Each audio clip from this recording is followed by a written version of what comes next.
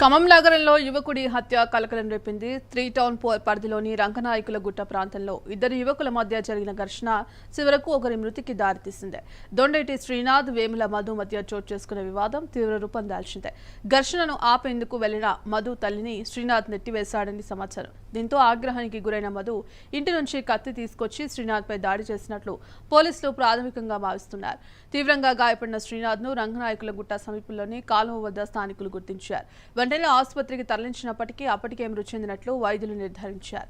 సమాచారం అందుకున్న పోలీసులు ఘటనా స్థలానికి చేరుకుని కేసు నమోదు చేశారు. హత్యకు దారితీసిన పూర్తి కారణాలపై దర్యాప్తు కొనసాగుతోంది.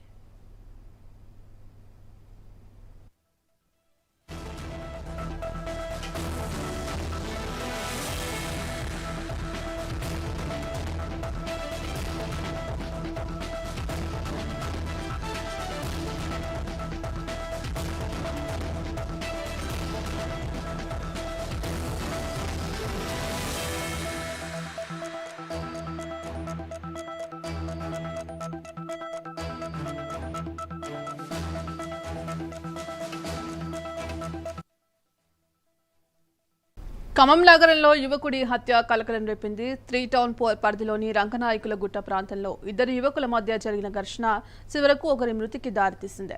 దొండేటి శ్రీనాథ్, వేముల మధు మధ్య చోటు చేసుకున్న వివాదం తీవ్ర రూపం దాల్చింది. ఘర్షణను ఆపేందుకు వెళ్లిన మధు తల్లిని శ్రీనాథ్ నెట్టివేశాడని సమాచారం. దీంతో ఆగ్రహానికి గురైన మధు ఇంటి నుంచి కత్తి తీసుకొచ్చి శ్రీనాథ్పై దాడి చేసినట్లు పోలీసులు ప్రాథమికంగా భావిస్తున్నారు.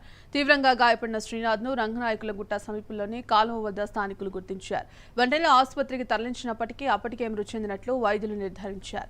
సమాచారం అందుకున్న పోలీసులు ఘటనా స్థలానికి చేరుకుని కేసు నమోదు చేశారు. హత్యకు దారితీసిన పూర్తి కారణాలపై దర్యాప్తు కొనసాగుతోంది.